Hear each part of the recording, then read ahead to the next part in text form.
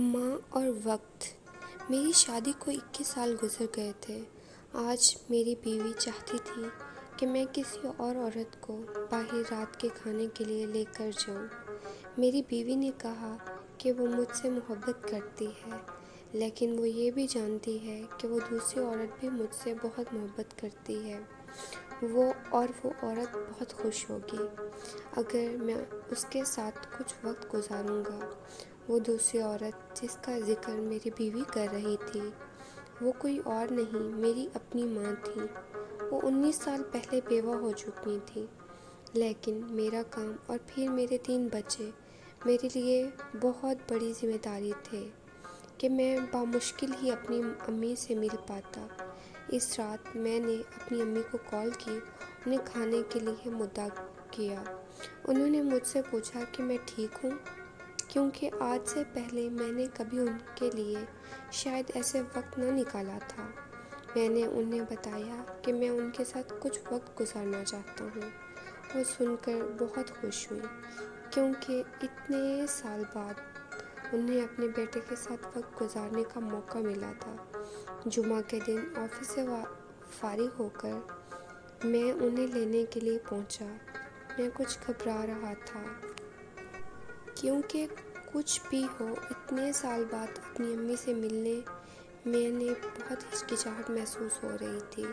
جب میں پہنچا تو میری امی میرا انتظار ہی کر رہی تھیں۔ وہ مجھے دیکھ کر مسکرانے لگیں۔ انہوں نے مجھے بتایا کہ انہوں نے اپنی سب دوستوں کو بتایا کہ آج ان کا بیٹا صرف ان کے لیے وقت نکال کر انہیں کھانے پر لے جا رہا ہے۔ یہ سن کر ان کے سب دوست بہت متاثر ہوئے۔ ہم ایک ریسٹورینٹ پہنچے۔ وہاں کا ماحول بہت اچھا تھا اور خوشگوار تھا۔ بیٹھنے کے بعد مجھے مینیو پڑھنا تھا، کیونکہ اب امی تو صرف وہی لفظ پڑھ پاتی تھیں جو بڑے حروف میں لکھا ہو۔ جب امی کی طرف دیکھا تو وہ مجھے دیکھ رہی تھیں۔ ان کے چہرے پر ایک معنی خیز مسکراہٹ تھی۔ انہوں نے مجھے بتایا کہ وہ ہمیشہ مجھے مینیو پڑھ کر سناتی تھیں جب میں چھوٹا تھا۔ میں نے ان سے کہا کہ آج وہ مجھے اس موقع سے مستفید ہونے دیں۔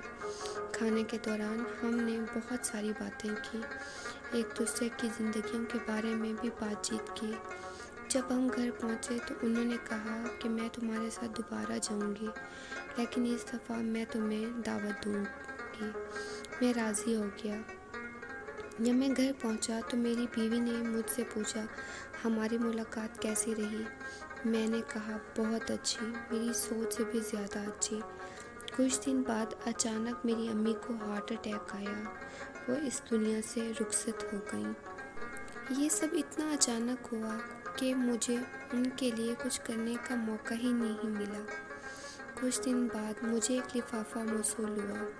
اس میں اسی ریسٹورینٹ کی رسید تھی، ساتھ ہی ایک خط بھی تھا جس میں لکھا تھا کہ میں نے ایڈوانس میں یہاں کا بل جمع کروا دیا ہے۔ مجھے پتہ نہیں کہ میں وہاں ہوں گی یا نہیں، لیکن پھر میں نے 2 لوگوں کے لیے جمع کروا دیا، ایک تمہارے لیے، ایک تمہاری بیوی کے لیے۔ تم اندازہ بھی نہیں کر سکتے کہ اس رات کی میرے لیے کتنی اہمیت ہے۔